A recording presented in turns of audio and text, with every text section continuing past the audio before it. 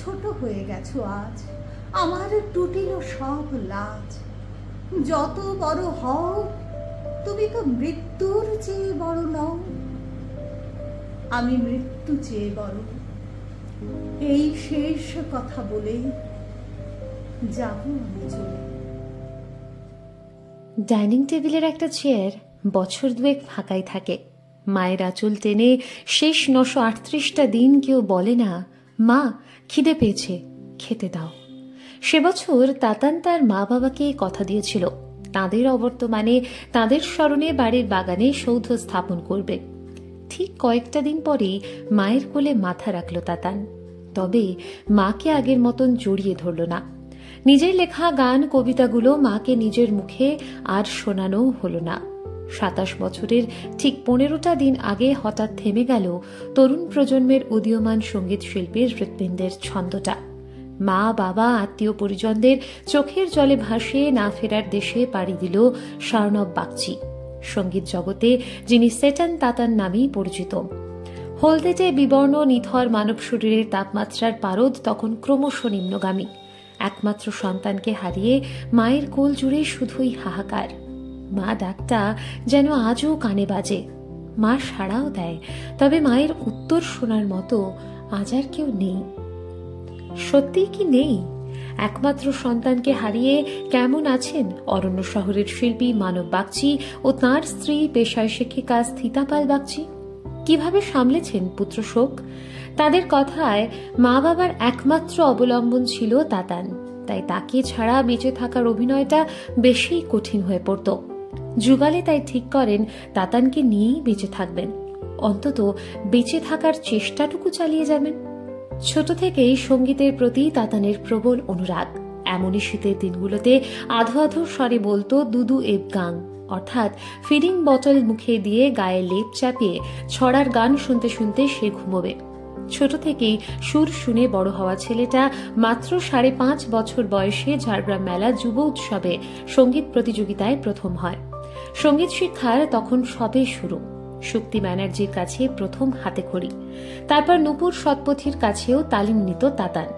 7ম থেকে 9ম শ্রেণী পর্যন্ত আমির খাঁর ছাত্র স্বর্গীয় কমল চৌধুরীর কাছে পিওর ক্লাসিক্যালের চর্চা শুরু হয়। বালিশের ওপরে বসে কখনো হারমোনিয়াম বাজাতো, কখনো ধুম তুলত ক্যাসিওতে। গানের পাশাপাশি এই সময় আবৃত্তি এবং বাবার হাত ধরে পেন্টিং এর চর্চাও চলত। ঝাড়গ্রামের কুমুদ কুমারী ইনস্টিটিউশনের প্রাক্তনী তাতান JLD কলেজে সিভিল ইঞ্জিনিয়ারিং নিয়ে পড়াশোনা করেছিলেন। 20 বছর বয়সে আসে চাকরির সুযোগ। তবে গান পাগল ছেলেটার 10টা 5টার কাজে মন টেকেনি। সুরের হাতছানি এড়িয়ে চাকরির স্থায়িত্ব 8 দিন। তাতান বলতেন, কাজ করলে গান গাইব কখন? অন্যের লেখা গান কেনই বা গাইব? ইচ্ছে আর প্যাশনটাকে আঁকড়ে তাই সেই সময় প্রকাশিত হলো নিজের প্রথম অ্যালবাম, নাম ম্যাগনেটার। কলকাতা 1 টিভি, যাদবপুর 90.8 FM এর মতো নানান সম্মানীয় প্ল্যাটফর্মে গান করার সুযোগ এসেছে। কলকাতার নানা অনুষ্ঠানে গান করার জন্য প্রায়ই ডাক পড়ত তাতানের। এই সময় আচার্য জয়ন্ত বোসের কাছে ধ্রুপদী সঙ্গীত এবং অভিজিৎ বোসের কাছে লোকগীতি শিক্ষার শুরু। অতিমারির সময়টা কেটেছে গানে গানে। রূপসী বাংলা কিংবা আকাশ আটে তার স্বরচিত গানের সম্ভার মন ছুঁয়েছে শ্রোতাদের। প্রায় 40টা গানের জন্ম হয়েছিল তাতানের হাত ধরে। 5টা গান তার সুরেই প্রাণ পেয়েছিল। যদিও হার্ড ডিস্ক বিভ্রাটে নিজের লেখা এবং গাওয়া সেই 5টি গান চিরতরে হারিয়ে গেছে। তার লেখা ও গাওয়া থিম সংগুলিও যথেষ্ট জনপ্রিয়তা লাভ করেছে। আর একটু সময় পেলেই হয়তো সম্ভারটা আরও বাড়ত। শরীরটা যেন বাদ সাধল। হঠাৎই তাতানের সঙ্গীত জগতে প্রতিষ্ঠিত হওয়ার স্বপ্নটাকে শ্বাসরোধ করে ফেলল মৃত্যু। থেমে গেল গান।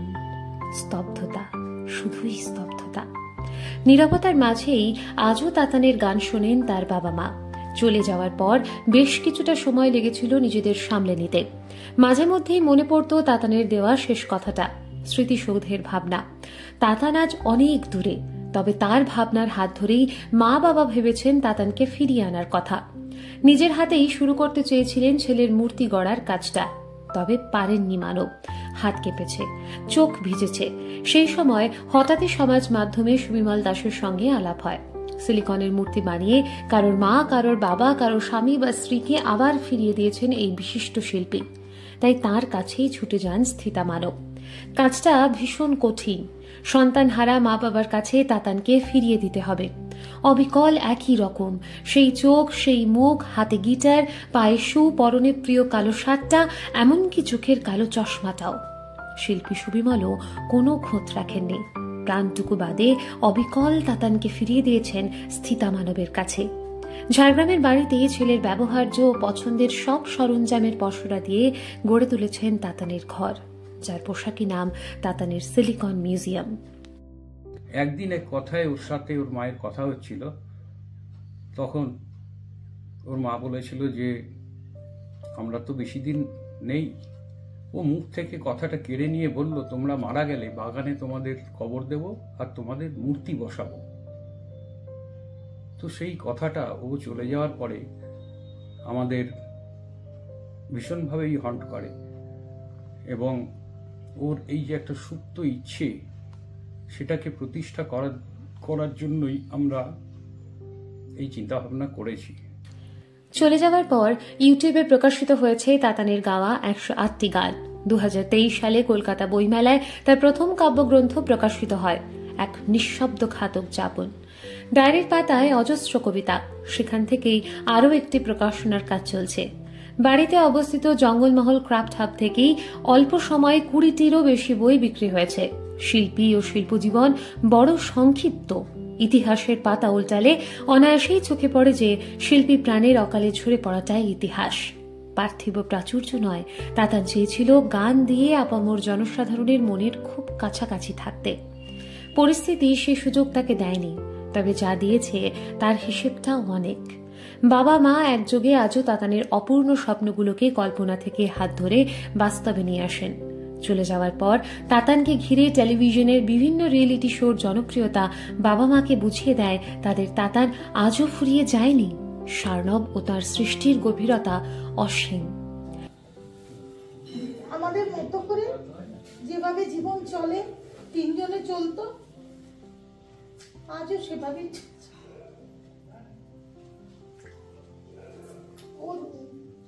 ওকে আমরা অনুভব করি। ওর সাথে কিছু ব্যক্তিগত কথা হয়, যেমন প্রতিদিন আমি ওকে এটা বলি যে আমার আত্মার মধ্য দিয়ে তুমি সমস্ত কিছু অনুভব করো, তোমার আত্মা আমার আত্মা এক, এই জায়গাটা অনুভব করো। আর যদি আমাদের কিছু ভুল হয় তাকে ক্ষমা করে দিও।